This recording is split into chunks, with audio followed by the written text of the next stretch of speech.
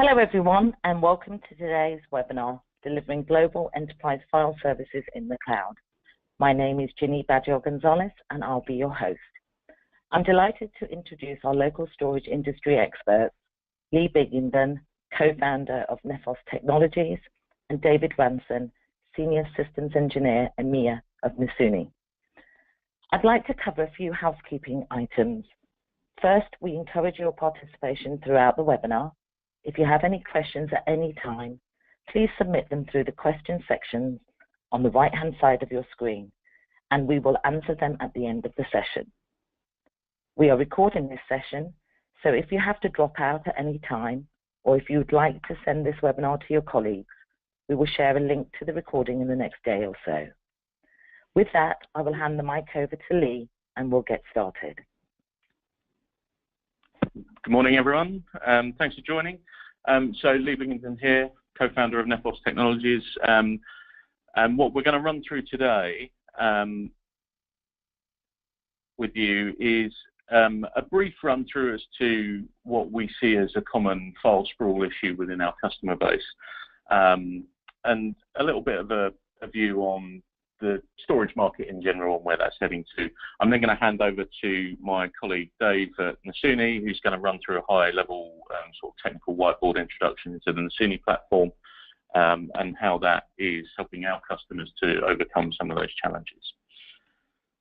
We'll run questions and answers as you log them at the end of the webinar today. So to start with, who are Nephos Technologies? Well, we are a UK-held organisation that design and deliver next-generation data centre infrastructure to our customers, with a focus on infrastructure, so primarily around storage, backup, DR, these sorts of aspects. And we do that with some core guiding principles. So we are a cloud-first organisation in whatever guise that takes, so whether it's public, private or hybrid infrastructure, that's our focus point. So on new innovative ways of delivering architecture and infrastructure to our customers to overcome the challenges they've got today. We do that independently. So we made a conscious decision 6 years ago not to develop our own data center, our own managed service offering. What we do is we leverage the leading technologies from the likes of Microsoft Azure, Amazon Web Services, Google, and the like.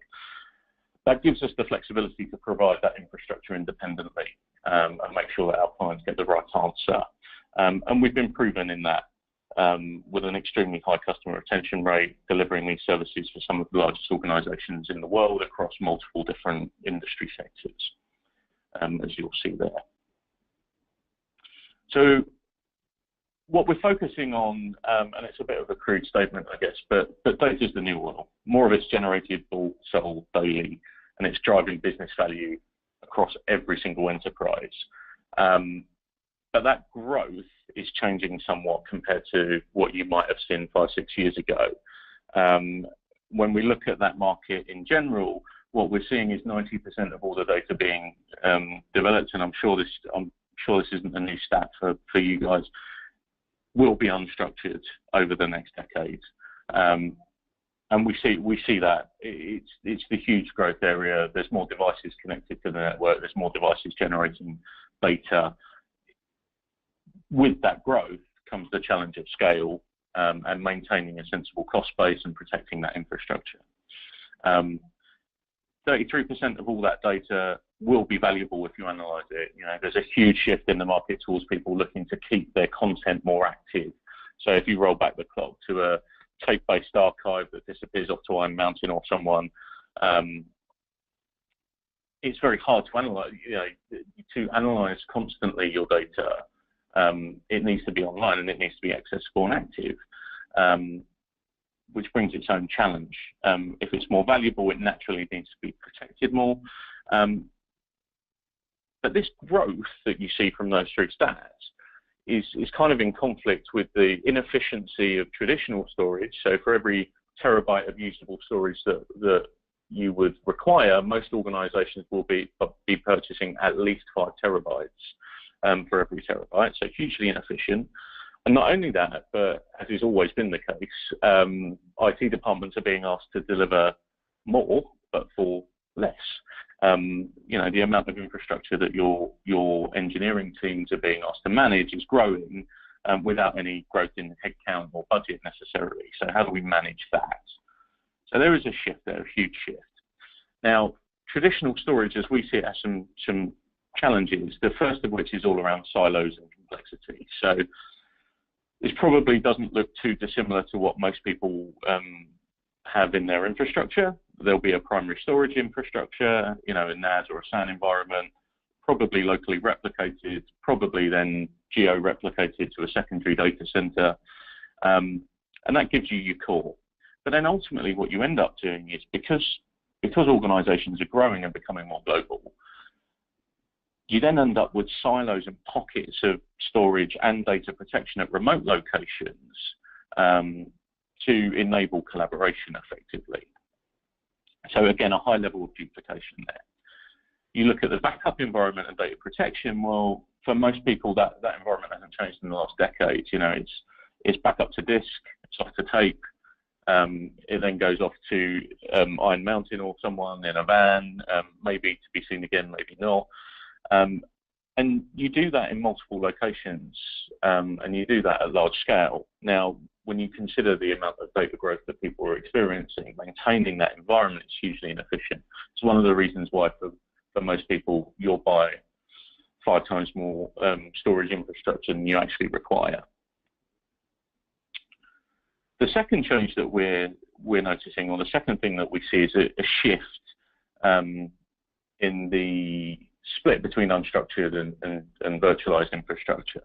So traditionally, you didn't really have a choice, right? You bought a SAN, and you probably attached some file server infrastructure to that. But ultimately, SANs are about performance and higher cost per IOP, which is not really what file's about. File is about scale and lower cost and more durability. So actually, a SAN is not necessarily the right place to put your file infrastructure. Conversely, the other option would have been to go and buy some NAS infrastructure from someone like NetApp and try and position your virtual workloads on that NAS environment. Now, the issue that you then have is driving performance out of a NAS environment, which is fundamentally about scale and file workloads. So those two things are at odds. So with the shift towards unstructured data that we're seeing, most of that virtualized or performance workload is stayed pretty flat in terms of scale. The individual virtual machine density is getting larger for performance reasons. But people, because of a shift to services like Salesforce and what have you, the actual number of those virtual machines is really growing per se, or not at any great rate. That real growth rate is in that file architecture and that file storage environment. For us, we're advocating is a two-tier model for our customers. Our suggestion is that we split that workload into 2 environments: a performance tier, where we leverage something like a converged or an all-flash platform, maybe public cloud compute, depending on the workloads, and then a capacity tier, which is fundamentally about object storage. So whether that's public cloud or private cloud, what we do is we leverage object storage as a core backend to give you scale, lower cost, lower data center footprint, particularly in a software-defined manner. And that gives us the scale for our file infrastructure. It gives us the scale and the capability to support that exponential growth that most people are seeing. One of the reasons why we work with the guys at Nasuni is, fortunately, object storage on its own typically doesn't have a file system. So from a user perspective, users need a file system. That's what they know, that's what they love, and that's what they need to see. Not only that, but if you disconnect and push your file storage into a public cloud environment, for example, like a Microsoft Azure, then actually how do you guarantee localized performance of those workloads? So for us, Nasuni gives us a great option to provide and maintain local storage performance for our users, but enable you to get the breadth and the scale and the cost benefit of leveraging a public cloud infrastructure or private object storage infrastructure like a Microsoft Azure. Now, if you look at that approach in slightly more detail, and Dave will drill through this, that traditional architecture is typically made up of all of those components that I mentioned before. So primary storage, backup, archive, remote replication, backup to disk, etc., etc. And that's kind of how you do it today. Well, in a Nasuni model, what we would do is centralize all of that data into an object store. We've reduced that replication. And that's our first step. Now, whether it's public cloud like a Microsoft Azure or a private cloud like a Cloudian or an IBM ICOS or what have you, that's the fundamental foundation for giving us our data protection schema and for making sure that we have the level of resilience that we require. What we then do is, instead of having localized NAS environments or local file servers, as it may be, Windows file servers, we replace those with what Nasuni call edge caches, edge caching devices. Now, effectively what they do is hold the hot data at those remote offices. So when you look at a remote office environment, what you'll tend to see is, let's say you've got a 10 terabyte NAS, for argument's sake. Of that 10 terabytes, probably 20 to 30% of that is hot. It's being accessed frequently. The rest, for all intents and purposes, is archived. What this model enables us to do is maintain access to all of that data, regardless of whether it's in cache or out, through the same file system, without a user having to mix and match and move between, but give you a lightweight, a smaller footprint at that remote location. Within the appliances, we also do some things around snapshotting, for example, to make sure that all of the data that's written locally is stored and protected in the central object storage pool.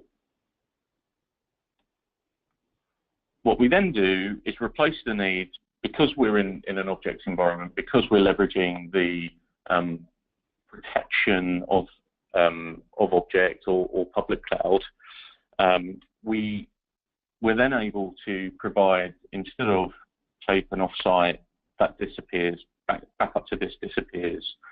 And we're also able to provide continuous versioning.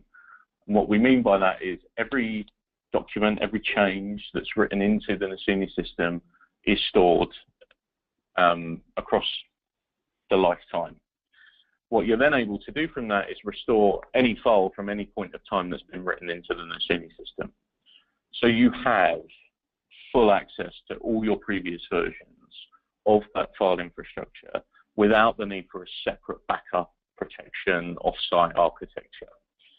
As you can imagine, that offers a huge cost saving and a huge footprint reduction. That's the model that we take, and with that in mind, and hopefully that sets the scene for you, I'm going to hand over to Dave, who is going to run you through the more technical deep dive, if you like. Thank you, Lee. So I'm just going to go into a little bit more detail about the Nasuni solution and how we deliver what we call, enterprise file services at cloud scale, and the technologies we put in there to solve a lot of the problems that Lee has identified. And so we'll start by the first thing about Nasuni, and the sort of uniqueness about Nasuni, is that we've developed a file system that is designed to live in object storage, whether that be Azure, IBM COS, Cloudian, AWS S3. But the idea is that we take the file system, which has traditionally been on premise, and we move that into the object storage. So we have a native, cloud native file system, and that gives us the benefits of being able to use a lot of the features and protection of the cloud, and more importantly, the scalability of the cloud. So we've developed a file system which is a cloud scale. So that means it will scale indefinitely. We have no limits in the amount of files, the amount of directories, the file sizes. We can literally scale this file system in all dimensions. So you're never going to be in a situation where you need to re-architect the file system because your data has grown beyond a certain limit. And that's very important. But also, when you're looking at putting data into the cloud, obviously we need to ensure that it's secure. So one of the key factors of a Nasuni solution is all data in the cloud, all data in flight to the cloud, and all data at rest within the cloud is encrypted. So that's key, that your data is never unencrypted outside your premises, even if you're using public cloud. And we've designed a file system which is encryptable and immutable. So we treat the object storage as worm. We never overwrite any data, and that allows us to give you data protection and recovery, multiple recovery points, and the ability to always roll back the file system to a later date if need be. But obviously, a file system and object storage is all well and good, but users need to access it. And as Lee mentioned, the way Nasuni provides that is via an edge appliance, and we call it a caching edge appliance. And the idea is we are caching the active working set that the users are reading and writing daily to locally on premise. The Nasuni Edge Appliance, its role is to present the cloud-native file system to the end users and to present it in the protocols that they're used to. So it provides integration into Active Directory, presents data out via SMB, version 3, version 2, CIFS, NFS, FTP. So it is the presentational device that allows users to map drives and present the Nasuni file system out.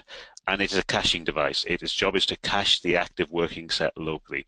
So users get local performance. They are reading and writing from a local disk within the Edge appliance.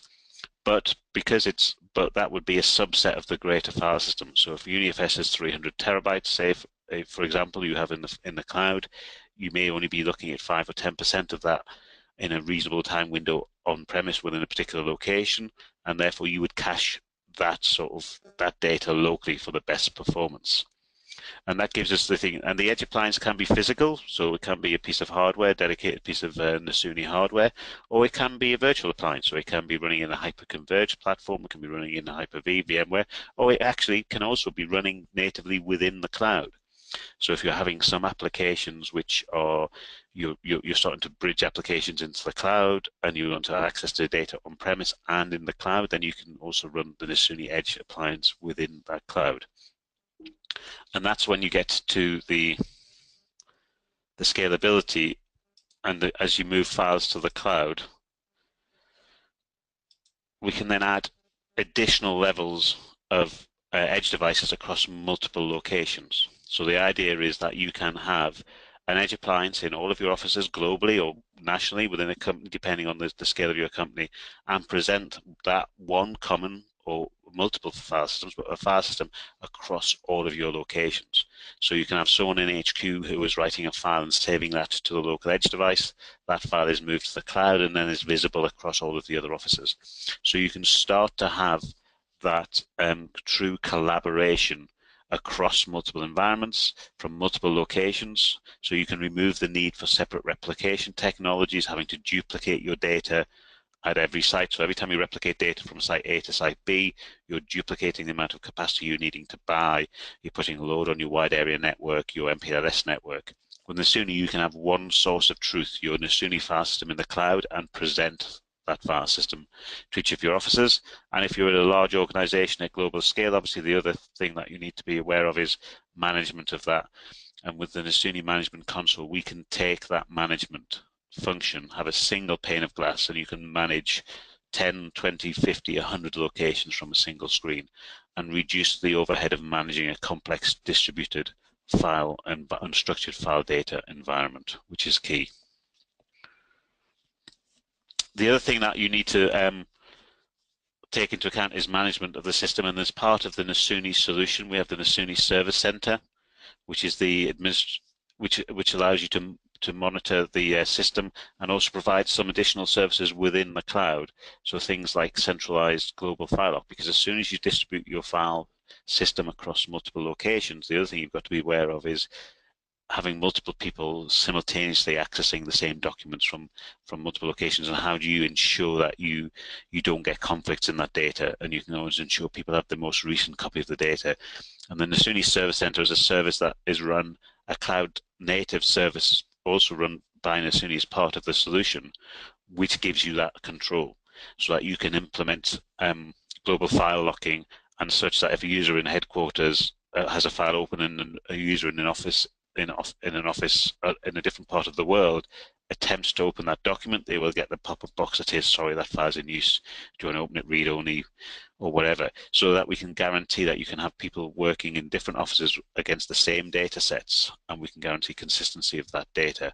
As well as also the Nasuni Service Center offers features such as the disaster recovery configuration, so that if you lose an edge device in a particular office, that edge device's config is encrypted and stored within the service center, so a user can very quickly recover an edge device. So an edge device running as a VM, for instance, can be recovered and fully operational and serving data in under 15 minutes. So you can have a recovery time objective for your file data, even if you have petabytes of file data within the cloud.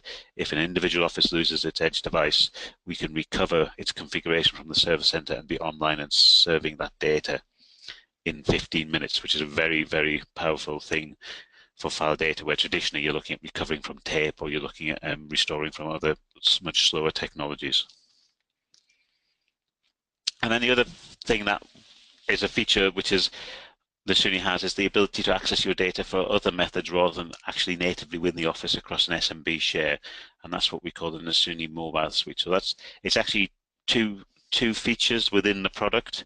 The first one is a mobile phone client. So we have a client for Apple and we have a client for Android, and that will allow you from a tablet or from a mobile phone to access the file system if you choose to allow this for your users when people are out and about on mobile. So it may be in the construction or field, if you have people going to site and they wish to take some photographs of a site and upload those photographs directly into the project folder, they can do that through the mobile phone. If you have a designer working on some plans, and as someone is going to site, they can then get to site, open their tablet and have direct access to those drawings on site through their tablet. So that's very powerful in those sort of use cases.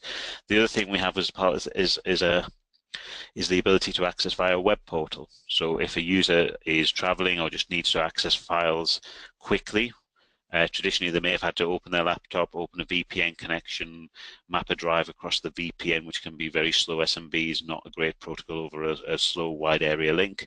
With Nasuni Web Access, you can actually go directly to a web portal, browse the data that you're allowed to with your standard NTFS permissions, and if need be, download that file to your laptop. So that can be useful. And also the ability to share files outside your organization using that feature. So as a user, if I'm an authorized user with the ability to do this, I can choose to share a file externally, create a unique URL for that, assign a password and expiration time, and email that out to a user, to a third party, so they can actually view the document. So if I'm collaborating with somebody on a project from another organization, then that can be a very good way of interacting directly while maintaining the single source of truth.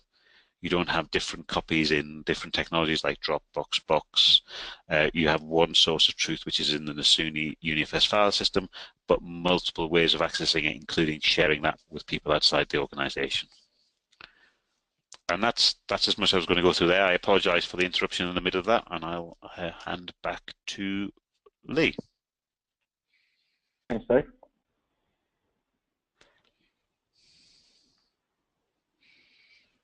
Thank you very much. So I wanted to close this off really by looking at some of the benefits that we see from this sort of approach compared to a traditional method of delivering that infrastructure. So it's not just about cost, although that has a hefty weighting, obviously. But ultimately, by centralizing our data storage and distributing the content to the places that we need to get it to, it enables us to overlay that global file system that Dave mentioned, which in turn gives us the ability to actually collaborate more broadly on a global scale, should it be required. The fact that it's software defined and it leverages cloud, it gives us that ability to scale as we need it, when we need it, and by leveraging object storage as the core backend, and by reducing all of that replication of technology sets and data protection, we reduce cost, we reduce physical footprint within data centers, all at the same time. But without changing user behavior. Users still access their data as far as they're concerned in the same way they've always done. It's a file system. It's a drive on their machine that's always been there. So IT and the business are able to gain that real benefit of scale, collaboration, and lower cost without impacting or changing user behavior, which is key for any success, really. Not only that, but there are significant cost benefits to taking this approach. To give you an idea, just a brief example, this is a project that we worked on for one of our customers using our smart file assessment process. Now, ultimately, what that enables us or gets us to do is take a look at the existing file infrastructure that you run and then build out a strategy around cloud and object storage for that. In doing so, we consider the cost base and cost reduction aspects. What we were able to do here was actually reduce the actual physical storage footprint quite considerably in and of itself by 200 terabytes because we were removing that replication and RAID aspect. So it's not required anymore. And what we're then able to do is reduce the knock-on for data center space, et cetera, as I mentioned before. So when we look at these numbers, we're looking at a minimum of 25% reduction across the board over a 3-year TCO model to reduce that cost base for our customer. These are real numbers from real customer sites. So they do also track across the piece, regardless of scale, really. We use our smart file audit, our smart file assessment process to do that, and that's really all about understanding what your data sets are. And that tends to be our next stage. You know, ultimately, if you're it's like moving house. You don't want to move house and take all the rubbish with you, so ultimately what we need to do is understand the data profile of your environment so that we can specify the right infrastructure, the right caching devices, the right deployment model, and the associated cost savings in doing that. And that tends to be our next, the first step on the road, really. That's all we had today. In summary, thank you for coming. And I'll hand over to Ginny now, who's picking up any of the questions that you may have submitted. Thank you very much, Lee and David. We've got a number of questions coming through. So the first question is, how do you make sure our data is secure in public cloud? And I'll let one of you answer that. I can take that one. So the fundamental way we do that is by ensuring that data is encrypted before it leaves your premises. So in the Nasuni environment, the customer loads their encryption key onto the edge device. Nasuni doesn't have access to that. The cloud vendor who you've chosen to use the public cloud doesn't have access to that encryption key. And all data is encrypted using that encryption key prior to leaving the device. So it's encrypted in flight, and it will remain encrypted at rest within the object store. So there's no point where your data is ever unencrypted. Thank you, David. Another question that I can see here. Will this help us in the event of a malware attack? Yeah, it certainly can do, because obviously the important thing about a malware is your recovery point and how quickly you can go back to data that hasn't been impacted by the malware attack. And with the continuous file versioning, because we will be, for instance, you could be setting the system to version your files and your file systems at, say, every 10-minute intervals, you can quickly go back to to the snapshot immediately before you were hit, and you can effectively immediately recover either parts of your file system or your whole file system back to that point in time. So you can mediate the issue by just saying, okay, we were attacked at 10:01. Let's go back. There's a snapshot at 9:58. Let's roll back immediately to that point. And actually restore that data, whether you do that based on the whole file system or if your attack is contained to a particular subset of data, directories, user areas that have been attacked. So that continuous data protection helps mitigate those issues. Thank you, David. Okay, I can't see any more questions, so I just want to say thank you, Lee and David, for your time today. This concludes our webinar. Thank you all for your participation, and as a quick reminder, we will share the presentation with you via email in the next day or so. Enjoy the rest of your day, and thank you very much. Goodbye.